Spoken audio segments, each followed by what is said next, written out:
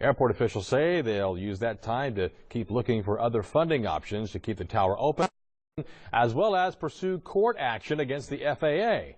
Meantime, Congressman Tom Cotton made a visit to the Texarkana airport to discuss how he plans to support Arkansas airports. KTBS 3's Julie Parr has the story.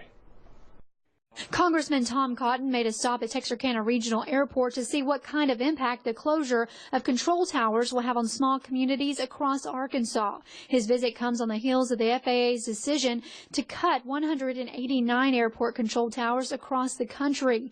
Cotton says he's looking for answers from the FAA administrator before the cuts take effect. What alternatives do they consider? Do they examine the $700 billion they spend on consultants and travel, conferences and supplies? What were the criteria by which they decided to close airports, and why these spending cuts were necessary when their budget is still higher? Meanwhile, Texarkana airport officials are still working to find funding options from the city, county, and state.